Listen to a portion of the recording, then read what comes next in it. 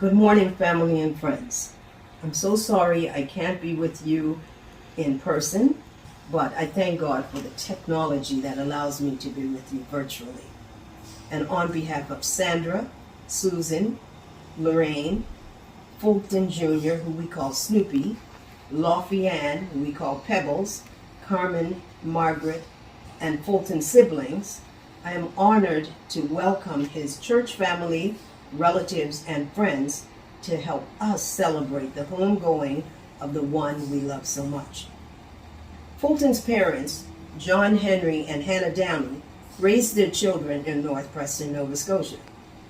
Fulton admitted that he was a mama's boy, and he often said, "If my mom were alive, I would never have left Nova Scotia." His parents died when he was quite young, and unfortunately, he was quite sick for a while, and he was hospitalized during that time. And also during that time, his mom passed away, and he was unable to say goodbye to her. But his sister Lofty brought him comic books almost every day, and he looked forward to those comic books. He loved them because he knew that she brought them with a heart of love. When he was released from the hospital, he went to live with his Aunt Lena and Uncle James until he moved to Toronto in 1967. The move to Toronto was a big one for him, but God gave him a soft place to land, and he landed with his sister Downey and his brother-in-law Don, who had their home and their hearts open and ready for him. Soon after moving to Toronto, he joined First Baptist Church. He was quite active in church life, and he was a member of the Voices of Joy and the Singing Disciples choirs. He was a member of the usher board, and he eventually became vice president. He was also on the board of trustees. He was a sound system technician. He assisted with the maintenance and upkeep of the church, as well as he was part of the visitation ministry to the sick and shut-in. In 1969, Fulton and Linda welcomed their daughter, Lorraine. And then in 1971, Fulton and Yvonne married and raised their children and played an active role in the lives of their children, grandchildren, and great-grandchildren. We were all saddened by the death of Yvonne in April of 2008. And when I moved to Toronto in 1983, I met Fulton at First Baptist Church. From a distance, I saw a man that looked like my brother Brent. I said, "I left Brent in Nova Scotia. When did he get here?" So I started calling Brent, but Brent didn't answer me. So I went up to him and realized it's not my brother Brent, but it looks like his twin. I said to him, "You look exactly like my brother. You must be related to us. What's your name?" He said, "Who are you?" I said, "I asked you first." He said, "I don't care." And I said, "My brother's name is Brent Downey, and I'm his sister." He said, "Oh, you're my cousin." And then my sister Olive came to church and said to him, "Hi, cousin brother, how are you today?" And that was it for me. That name stuck. I called him cousin brother always. "Fulton, you will always be cousin brother to me." Fulton was really quite shy and didn't like being around people, and you couldn't get him to eat in public. He often avoided eye contact when he was having conversations. He was so shy that in September 2008, when he wanted to ask Sandra for her phone number after church, I was talking to him, and he told me, and I said, "Come, brother, just ask her. She's good people." So he did. And the next thing we knew, they were dating. And they married October 5th, 2012. Sandra and Fulton worshiped together at First Baptist Church until 2010, when they joined when they joined Cornerstone Tabernacle. Sandra joined Fulton in the Sick and Shut-In ministry, and she and Fulton enjoyed many family celebrations and holidays together. Pre-COVID, they went to the luxury car show in Yorkville, where they would take pictures in front of his favorite cars, and he would say, "Boy, that car's bad." They often went to the harbor front to look at the planes and eat fish and chips. Sandra would get him tickets for his birthday to the monster truck events, and he always cheered for Gravedigger. They took pictures in front of the big trucks. Sandra and Fulton always celebrated their anniversary in Niagara Falls, and they were both basketball fans. And if anyone called him during the game, Fulton would say, "I'm watching the game." If you were lucky, he would call you during halftime. Fulton was a man who loved, respected, and worried about his children, grandchildren, and great-grandchildren. He was often known to sleep overnight at the hospital when any of them were sick, even when he had to go to work the next day. He worried about them, even when there was nothing to worry about. And when they called, he would ask what's wrong. And they would say, "Papa or Daddy, we just called to say hello." But he would never hang up without saying, "I love you." He took his role as brother very seriously. His siblings knew they could count on him, and he knew they loved him. They were there for each other in good times and bad times.